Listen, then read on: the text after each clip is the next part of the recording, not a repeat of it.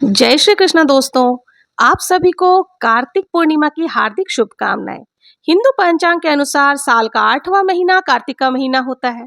कार्तिक मास के शुक्ल पक्ष की पूर्णिमा कार्तिक पूर्णिमा कहलाती है। सृष्टि के आरंभ से ही यह तिथि बहुत ही खास रही है। पुराणों में भी इस दिन स्नान, व्रत और तप की दृष्टि से मोक्ष प्रदान करने वाला बताया गया है। इसका महत्व सिर्फ वैष्णव भक्तों के लिए नहीं बल्कि शिव भक्तों और शिव धर्म के लिए भी बहुत महत्वपूर्ण है। विष्णु भक्तों के लिए ये दिन इसलिए खास होता है क्योंकि भगवान श्री हरि विष्णु का पहला अवतार इसी दिन हुआ था। प्रथम अवतार में भगवान श्री विष्णु मत्स्य यानी मछली के रूप में थे। भगवान को यह अवतार वेदों की रक्षा, प्रलय के अंत तक सप्त ऋषियों, अनाजों और राजा सत्यव्रत की रक्षा करने के लिए लेना पड़ा था। इससे सृष्टि का जो निर्माण कार्य था वो फिर से आसान हो पाया। भगवान शिव के भक्तों के अनुसार इसी दिन भगवान भोलेनाथ ने त्रिपुरासुर नामक महाअसुर का संहार किया था, जिससे वो त्रिपुरारी के रूप में पूजे जाने लगे और इससे देवगण बहुत ज्यादा प्रसन्न हुए और भगवान श्री हरि विष्णु ने शिव जी को त्रिपुरारी नाम दे दिया, जो कि भगवान शिव के अनेकों नामों में से एक नाम है। इसी कारण कार्तिक पूर्णिमा को त्रिपुरारी पूर्णिमा या त्रिपुरी पूर्णिमा भी कहा जाता है। इसी तरह से सिख धर्म में कार्तिक पूर्णिमा के दिन प्रकाश उत्सव के रूप में मनाया जाता है, क्योंकि इसी दिन सिख संप्रदाय के संस्थापक गुरु नानक देव का भी जन्म हुआ था।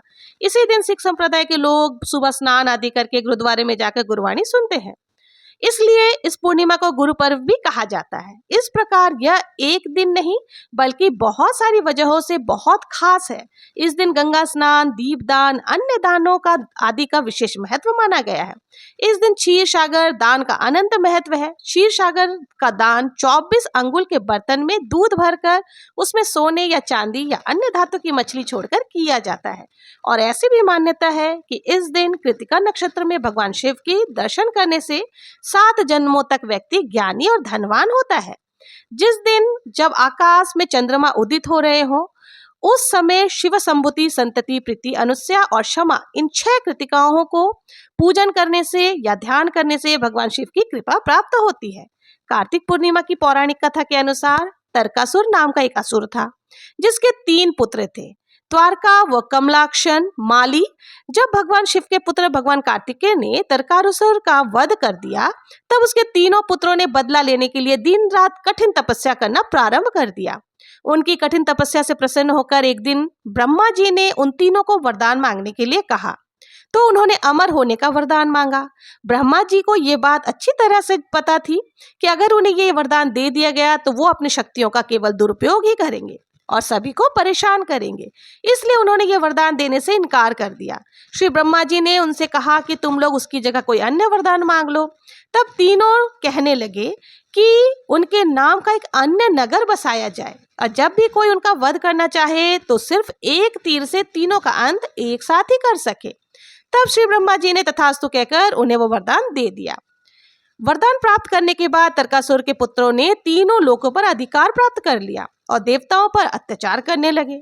अत्याचारों से परेशान होकर सभी देवगण भगवान शिव की शरण में गए और उन तीनों का वध करने की प्रार्थना करने लगे।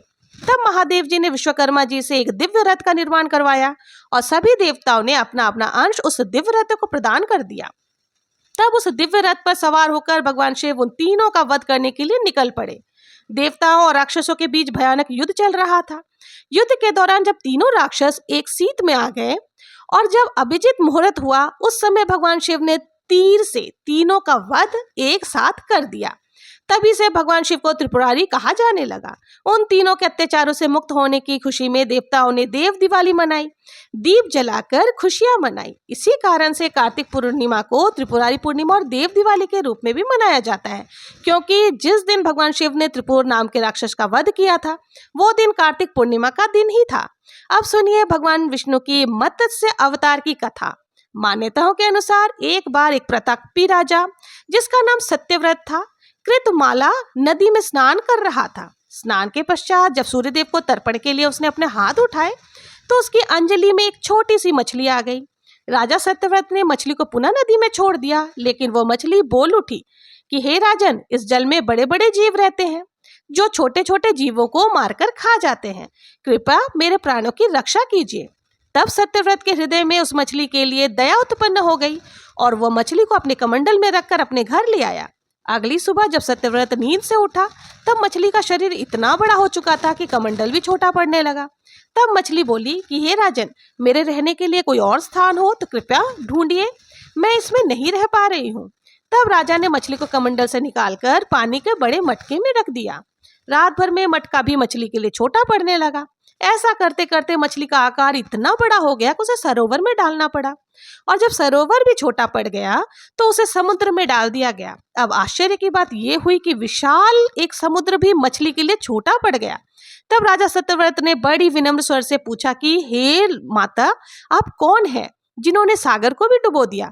तब भगवान विष्णु ने उत्तर दिया कि मैं हरिग्रीव नामक दैत्य के वध के लिए आया हूँ, जिसने छल से वेदों को चुरा लिया है, और उसके कारण है जगत में चारों ओर अज्ञानता और अधर्म फैल गया है। मत्स्य रूपधारी भगवान विष्णु ने कहा, आज से ठीक 7वें दिन के बाद पृथ्वी पर प्रलय आएगी और वो समय बहुत ही भयानक होगा। संपूर्ण पृथ्वी जलमग्न हो जाएगी, जल के अलावा यहाँ कुछ भी नहीं बचेगा। तब आपके पास एक नाव पहुंचेगी और उस समय आप सभी प्रकार के जरूरी अनाज, औषधि, बीज और सप्त ऋषियों को साथ लेकर उस नाव पर सवार हो जाइएगा। उसी समय फिर से आपसे मिलूंगा। राजा ने भगवान का यह आदेश स्वीकार कर लिया और 7वें दिन जब पृथ्वी पर प्रलय चक्र ने अपना आकार बढ़ाना शुरू किया और समुद्र सीमाओं को लांघ कर सबको जलमग्न करने लगा, तब उसी समय सत्यव्रत को एक नाव दिखाई दी। आदेश अनुसार सत्यव्रत ने नाव में सप्तऋषियों को सम्मान पूर्वक चढ़ाया। साथ ही महत्वपूर्ण अनाज, औषधियों को भरकर सत्यव्रत भी उसी नाव पर सवार हो गया। सागर के वेग के कारण नाव अपने आप ही चलने लगी। चारों ओर जल के सिवा कुछ भी दिखाई न दे रहा था। इसी बीच राजा सत्यव्रत को मत्स्य रूप में भगवान दिखे और भगवान से आत्मज्ञान पाकर राजा सत्यव्रत और सप्त ऋषि धन्य हो गए। जब समुद्र का प्रकोप शांत हुआ तब भगवान ने हयग्रीव का वध कर सभी वेद वापस छीन लिए और ब्रह्मा जी को वापस सौंप दिया। इस प्रकार भगवान विष्णु ने मत्स्य रूप धारण करके वेदों का उद्धार किया तथा प्राणियों का कल्याण किया। कार्तिक पूर्णिमा के दिन ही मणिकर्ण का स्नान भी किया जाता है। ये सबसे महत्वपूर्ण घाट माना जाता है। पौराणिक मान्यताओं के अनुसार इस घाट पर स्नान करने से मोक्ष की प्राप्ति होती है। वहीं बैकुंठ चतुर्दशी के दिन मणिकर्णिका घाट पर स्नान करने से भगवान भोलेनाथ और भगवान विष्णु दोनों का ही आशीर्वाद प्राप्त हो। पौराणिक मान्यता के अनुसार जब देवी सती अपने पति भगवान शिव का अपमान सहन न कर पाई और अग्निकुंड में कूद गई थी, तब भगवान शिव वहां प्रकट हुए अग्नि में से देवी सती के शरीर को अपने शरीर हाथों में उठाकर ब्रह्मांड में घूमने लगे। इस दौरान माता का कर्ण यानी फूल, कानों की बाली यहीं पर गिरी थी। तभी से ये घाट मणिकर्णिका नाम से जाना जाने लगा। सबसे पहले भगवान विष्णु ने कार्तिक मास के शुक्ल पक्ष की बैकुंठ चतुर्दशी के दिन मणिकर्णिका घाट पर स्नान किया था। तभी से ये स्थान पवित्र माना जाने लगा। वहीं 14 के रात्रि के दिन तीसरे पहर के समय इस घाट पर स्नान करने से मोक्ष की प्राप्ति हो जाती है। एक बार की बात है जब भगवान विष्णु पृथ्वी पर भगवान भोलेनाथ की पूजा आराधना कर रहे थे, काशी आए थे, तभी उन्होंने मणिकर्णिका घाट पर स्नान किया। स्नान के पश्चात भगवान विष्णु भगवान का पूजन करने के लिए उन पर 1000 कमल का पुष्प अर्पित करना चाहते थे। तभी भगवान शिव ने सोचा क्यों ना भगवान विष्णु की परीक्षा ली जाए। ऐसा सोचकर उन्होंने एक कमल के पुष्प को छुपा दिया। भगवान विष्णु बार बार कमल का फूल लेकर के आते हैं, परंतु एक कमल का पुष्प कम हो जाता। उन्होंने विचार किया कि मैं तो 1000 कमल का फूल चढ़ाकर ही रहूंगा। तब उन्होंने कमल के पुष्प के स्थान पर अपने नेत्रों को भगवान शिव को अर्पित करना की सोची, और जैसे ही वो अपने नेत्र को शिव जी को समर्पित करने के लिए निकालने लगे, तभी भगवान भोलेनाथ वहां प्रकट हो गए। और भोलेनाथ ने कहा, पूरे संसार में उनसे महादेव का बड़ा भक्त कोई नहीं है, और इसी दिन जो भी व्यक्ति मणिकर्णिका घाट पर स्नान कर उनकी पूजा आराधना करेगा, उनके सभी कष्ट दूर होंगे और मृत्यु के पश्चात उसे मोक्ष की प्राप्ति होगी। इस प्रकार मणिकर्णिका घाट पर स्नान करने से मनुष्य को सभी पाप से मुक्ति मिल जाती है।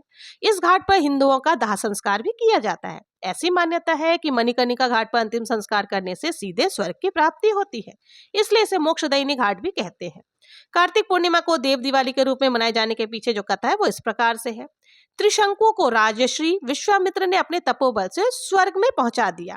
देवतागण इससे उद्ग्रन हो गए और त्रिशंकु को देवताओं ने स्वर्ग से भगा दिया।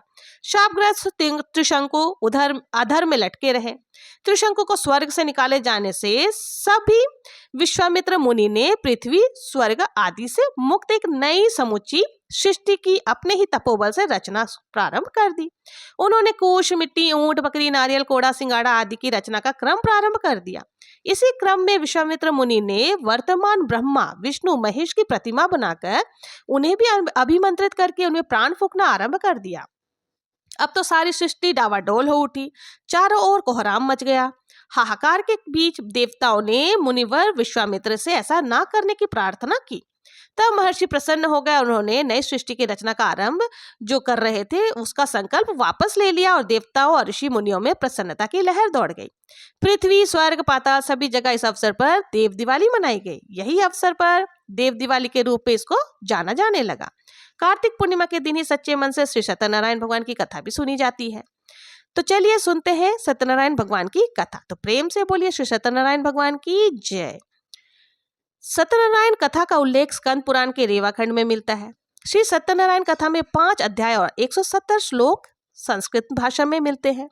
सत्यनारायण भगवान की कथा में संकल्प को भूलना और प्रसाद का अपमान करना ये 2 प्रमुख विषय माना जाता है।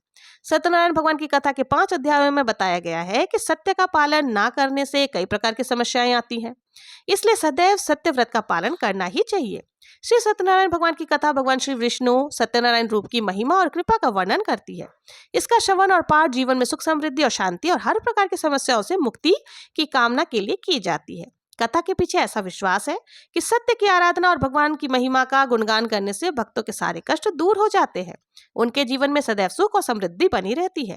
प्रिय श्रोताओं, आज इसी विश्वास और श्रद्धा के साथ इस पवित्र कथा का आयोजन कर रहे हैं ताकि हम सब पर भगवान श्री सत्यनारायण की कृपा बनी रहे और हम सभी के जीवन में सुख शांति और समृद्धि का आगमन हो। हम सभी मिलकर भगवान की इस पावन कथा का श्रवण करते हैं और भगवान से प्रार्थना करते कि वो हमारी सभी मनोरथ को पूर्ण करे। कथा से पहले हम सब भगवान सत्यनारायण का ध्यान करते हैं, जिनका शांति स्वरूप में पूर्ण है, जो शेष नाग पर शयन करते हैं और जिनके नाभि में कमल है। देवताओं के ईश्वर है, जो समस्त संसार का आधार है और आकाश में समान असीमित है, जिनका रंग मेघ अर्थात बादलों के समान है।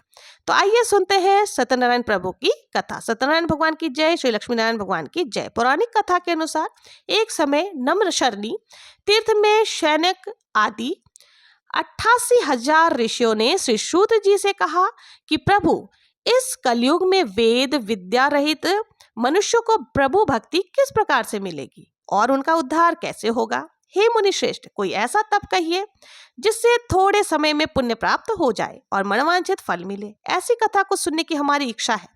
सर्वशास्त्र ज्ञाता श्री सूत जी बोले, हे वैष्णव, मैं पूज्य आप सब ने प्राणियों के हित की बात पूछी है। अब मैं उस श्रेष्ठ व्रत को आप लोगों से कहूंगा जिस व्रत को नारद जी ने भी श्री लक्ष्मी नारायण भगवान से पूछा था और लक्ष्मीपति ने मुनि श्रेष्ठ नारद जी से कहा था। सो ध्यान पूर्वक सुनो। एक समय योगीराज नारद जी दूसरों के हित की इच्छा से अनेक लोकों में घूमते हुए मृत्यु लोक में आ पहुंचे। यहाँ अनेक योनियों में जन्मे हुए प्राय सभी मनुष्यों को अपने कर्मों के अनुसार अनेकों दुखों से पीड़ित देखकर सोचा कि किस यत्न के करने से निश्चय ही प्राणियों के दुख का नाश हो सकेगा। ऐसा मन में सोचकर देवश्री मुनि विष्णु लोक में गए। श्वेत वर्ण और 4 भुजाओं वाले देवों के इष्ट नारायण को देखकर, जिनके हाथ में शंख चक्र गदा पद्म तथा वरमाला पहने हुए थे, सभी उनकी स्तुति करने लगे।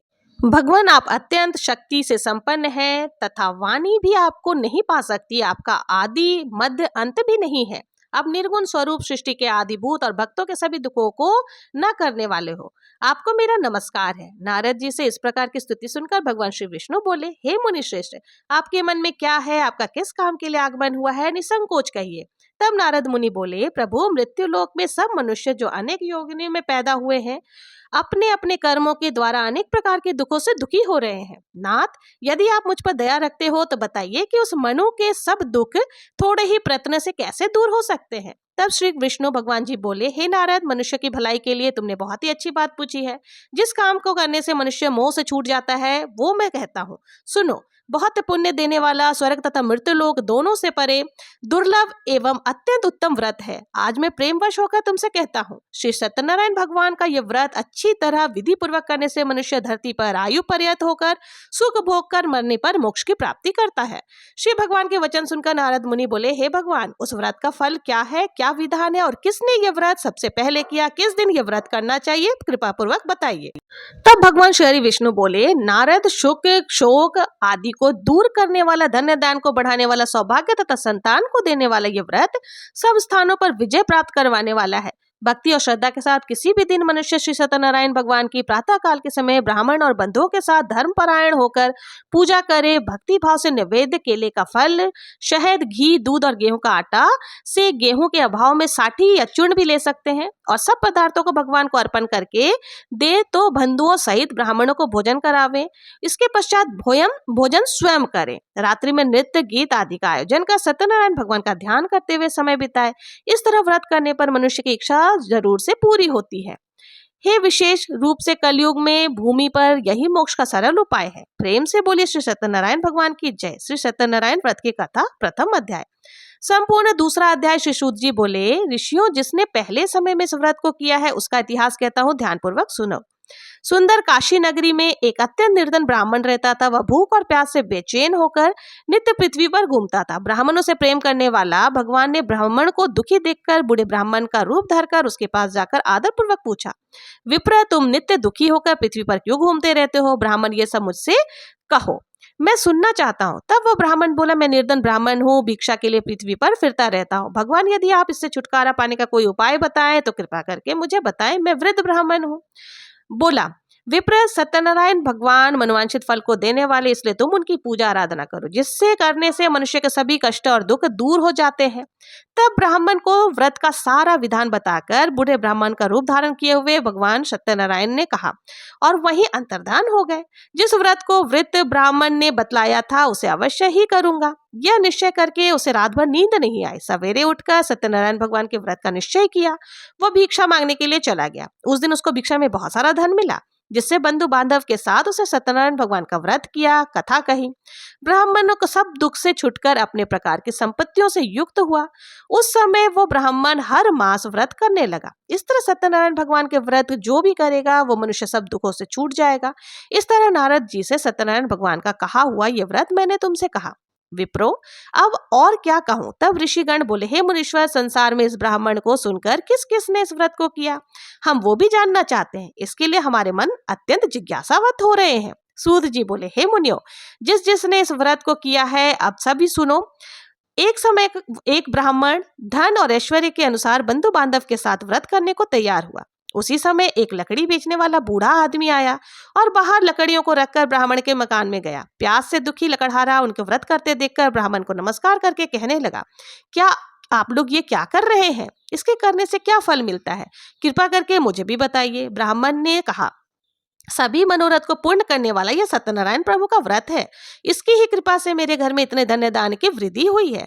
ब्राह्मण से इस व्रत के बारे में जानकर लकड़हारा अत्यंत प्रसन्न हुआ। चरणामृत का प्रसाद लेकर के वह अपने घर को गया। अगले दिन लकड़हारे ने भी मन से इस प्रकार का संकल्प किया कि आज से मैं भी सत्यनारायण व्रत की पूजा करूं। मन में इस प्रकार का संकल्प लेकर के लकड़हारा लकड़ियां लेकर के किसी शहर में बेचने गया। वो शहर बहुत ही ज्यादा धनवान लोग वहां रहते थे। ऐसे सुंदर नगर में उन्हें लकड़ियों के 4 गुना दाम मिले। वो लकड़ियों से को बेच करके केले, शक्कर, दूध, दही, घी, गेहूं का चूर्ण आदि सत्यनारायण भगवान के पूजा में जो भी सामग्री लगती थी सबको लेकर के आया और अपने परिवार जन को बुलाकर विधि विधान से सत्यनारायण प्रभु की पूजा और व्रत किया। इस व्रत के प्रभाव से बूढ़ा लकड़हारा बहुत ही पुत्रवान, धनवान हुआ और इस संसार को सुख को भोग कर बैकुंठ को प्राप्त हुआ। बोलिए श्री सत्यनारायण भगवान की जय। अब सुनिए सत्यनारायण व्रत कथा का दूसरा अध्याय संपूर्ण हुआ। अब तीसरा अध्याय सुनते हैं। श्री सूत जी बोले, श्रेष्ठ मुनियों, अब आगे की कथा सुनो। पहले समय में उल्का मुख नाम का एक बुद्धिमान राजा रहा करता था। वो सत्यवक्ता और जितेंद्रिय था। प्रतिदिन देव स्थानों पर जाता और गरीबों को दान देकर उनके कष्टों को दूर करता। उनकी पत्नी कमल के मुख समान मुख वाली बहुत ही सुंदर और साध्वी थी। पुत्र प्राप्ति के लिए भद्रशलाला नदी के तट पर उन दोनों ने सत्यनारायण भगवान का व्रत किया। उस समय वहां एक साधु नामक वैश्य आया। उसके पास व्यापार के लिए बहुत सारा धन था।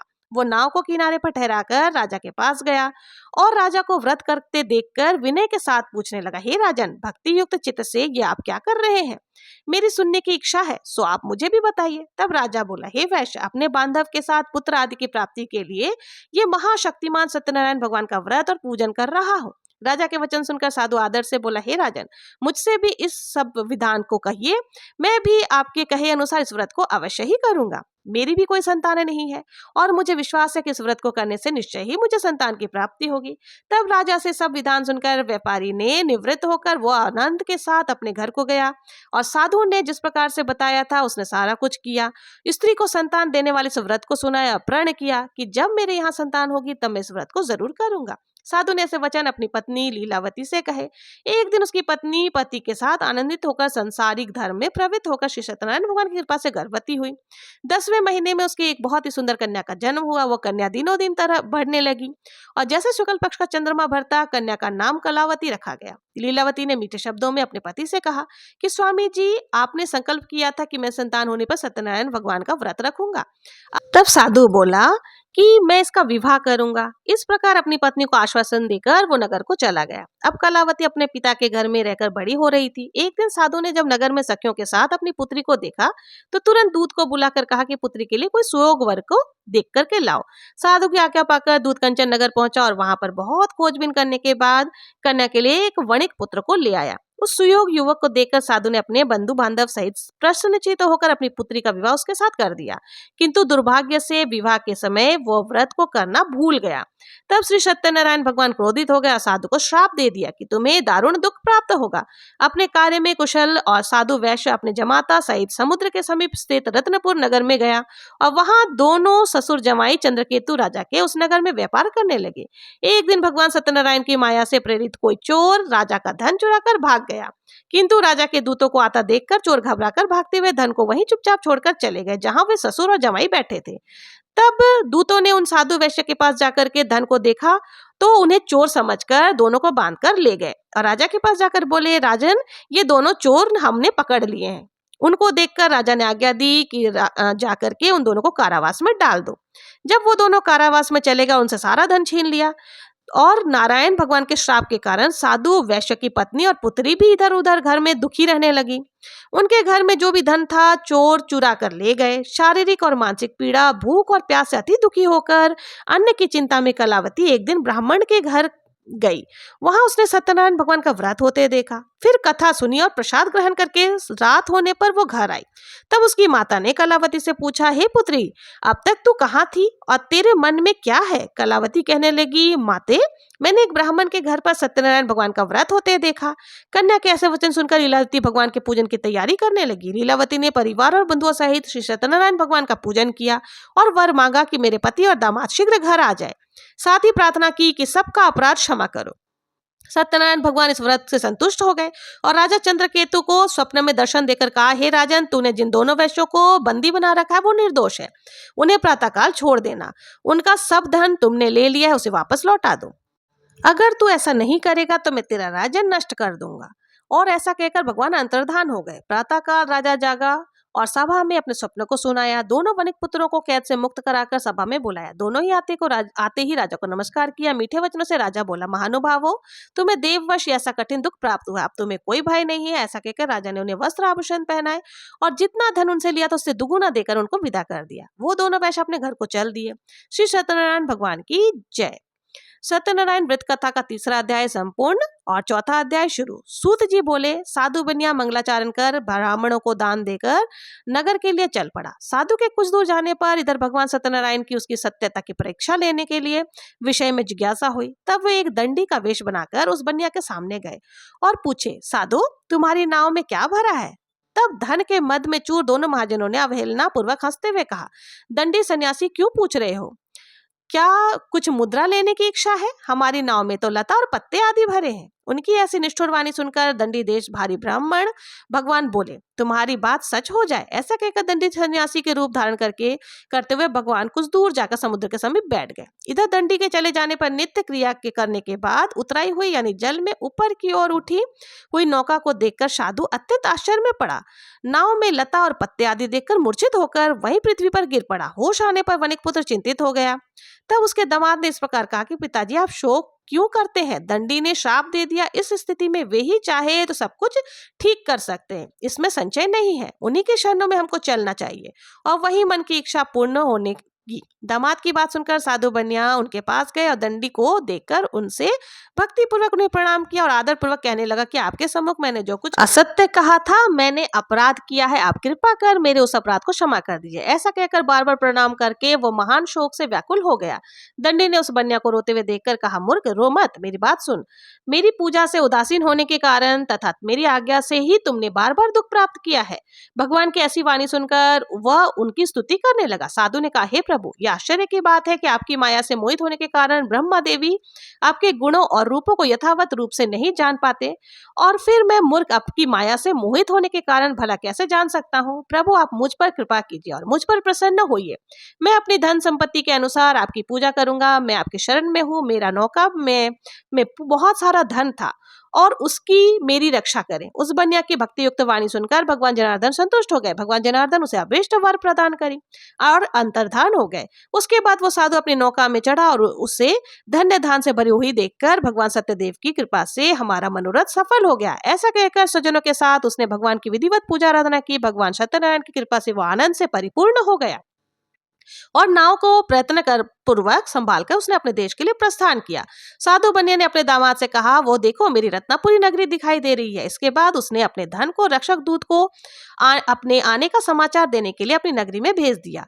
उसके बाद उस दूत ने नगर में जाकर साधु की पत्नी को हाथ जोड़कर प्रणाम किया। उसके लिए अभिष्ट बात की सेठ जी और अपने दामाद और बंधु वर्ग के साथ बहुत सारा धन धान लेकर के आ रहे हैं, नगर में पधार गए हैं। दूत के मुख से यह बात सुनकर वो अत्यंत आनंदित हुई और उस साध्वी ने श्री सत्यनारायण की पूजा करके अपनी पुत्री से कहा, पुत्री, मैं साधु के दर्शन करने के लिए जा रही हूँ, तुम भी जल्दी आना। माता का ऐसा वचन सुनकर व्रत को समाप्त करके प्रसाद का परित्याग करके कलावती ने अपने पति का दर्शन करने के लिए चल पड़ी। इससे भगवान सत्यनारायण रुष्ट हो गए और उन्होंने उसके पति को तथा नौका को धन के साथ हरण करके जल में डुबो दिया। इसके बाद कलावती कन्या अपने पति को ना देखकर महान शोक में रुदन करती हुई पृथ्वी पर गिर पड़ी। नाव का आदर्श नगर भयभीत मन से साधु बन्या ने सोचा, ये क्या आश्चर्य हो गया। नाव का संचालन करने वाले भी सभी चिंतित हो गए। इसके बाद वो लीलावती कन्या को देखकर दुख से व्याकुल हो गए और अत्यंत दुख से विलाप करते हुए अपने पति से इस प्रकार बोली, स्वामी, अभी अभी नौका के साथ वह अदृश्य कैसे हो गया। न जाने किस देवता की उपेक्षा से वो नौका हरण कर ली गई है, या फिर सत्यनारायण का महात्म्य में भला कौन जान सकता है। ऐसा कहकर वो अपने परिवारजनों के साथ विलाप करती हुई कलावती कन्या को गोद में लेकर रोने लगी। कलावती भी अपने पति के नष्ट हो जाने पर दुखी हो गई और पति की पादुका लेकर उनका अनुगमन करने के लिए उनके मन में निश्चय किया। कन्या के इस प्रकार के आचरण को देखकर पत्नी सहित वो धर्म के साधु बन्या अत्यंत शोक व्याकुल में गया और सोचने लगा कि भगवान सत्यनारायण ने यह अपहरण किया है, या फिर हम सभी भगवान सत्यदेव की माया से मोहित हो गए हैं। अपनी धन की शक्ति के अनुसार मैं भगवान श्री सत्यनारायण की पूजा आराधना करूंगा। तब सभी को बुलाकर इस प्रकार कहकर उसने अपने मन की इच्छा प्रकट की। बारंबार भगवान सत्यदेव को दंडवत प्रणाम किया। इससे दिनों के परिपालन भगवान सत्यदेव प्रसन्न हो गए। भक्तवत्सल भगवान ने कृपा पूर्वक आकाशवाणी की कि तुम्हारी कन्या प्रसाद छोड़कर अपने पति को देखने चली गई। निश्चय ही इस कारण उसकी पति अदृश्य हो गया है। यदि घर पर जाकर वो प्रसाद को ग्रहण करके वापस आए तो साधु बन्या तुम्हारी पुत्री को प्राप्त हो और पति को प्राप्त कर लेगी, इसमें संशय नहीं है। कलावती ने भी यह दिव्य आकाशवाणी सुनी तो वो शीघ्र अपने घर पर गई और प्रसाद ग्रहण किया। वापस आकर उसने परिवारजनों और पति को भी देखा। जब कलावती कन्या ने अपने पिता से कहा कि पिताजी, अब आप तो घर चलिए, देरी क्यों कर रहे हैं। कन्या की बात सुनकर वनिक पुत्र संतुष्ट हो गया और विधि विधान से भगवान सत्यनारायण का पूजन करके धन तथा बंधुत्व बंधव के साथ अपने घर को गया। इसके बाद पूर्णिमा संक्रांति पर्वों पर भगवान सत्यनारायण की पूजा अर्चना करते हुए इस लोक को स्व भोग कर अंत में वो सत्यपुर बैकुंठ लोक को चला गया। प्रेम से बोलिए श्री सत्यनारायण भगवान की जय। सत्यनारायण भगवान व्रत का चौथा अध्याय संपूर्ण, 5वां अध्याय शुरू।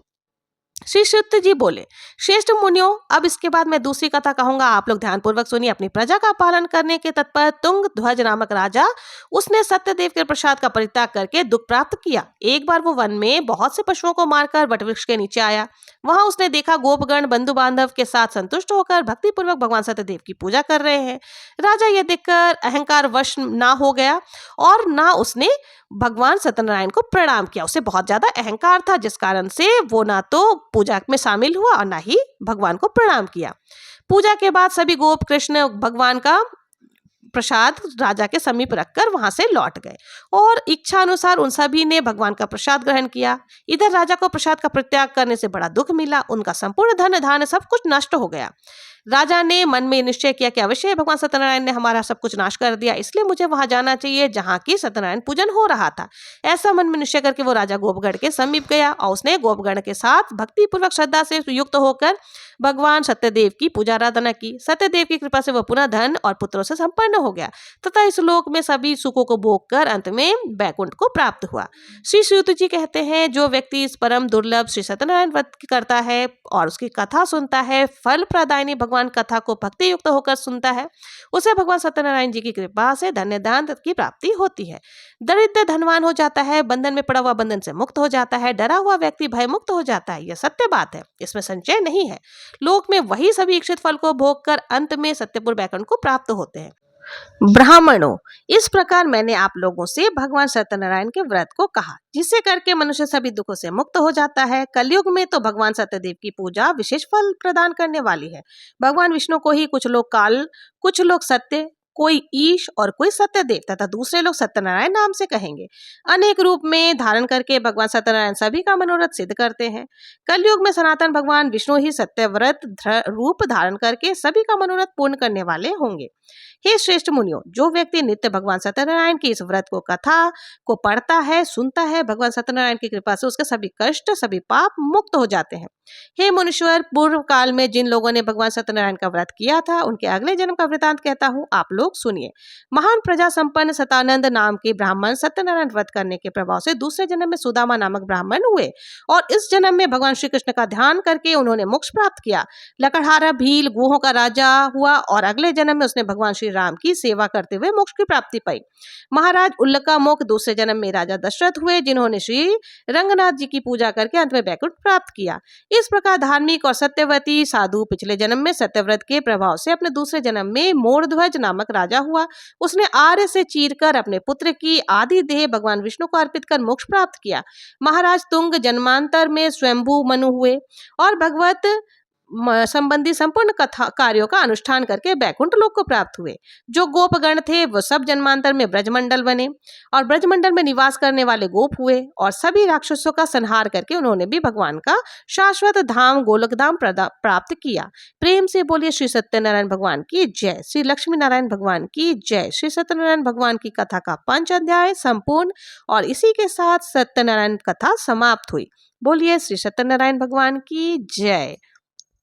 तो ये थी सत्यनारायण प्रभु की कथा और पूर्णिमा पर सुनी जाने वाली व्रत कथा। अगर आप लोगों को मेरी ये कथा पसंद आई हो तो कमेंट में जय श्री सत्यनारायण प्रभु की जय लिखना ना भूलें। मिलते हैं नेक्स्ट वीडियो में किसी और कथा के साथ, तब तक के लिए जय श्री कृष्णा, जय श्री हरि विष्णु।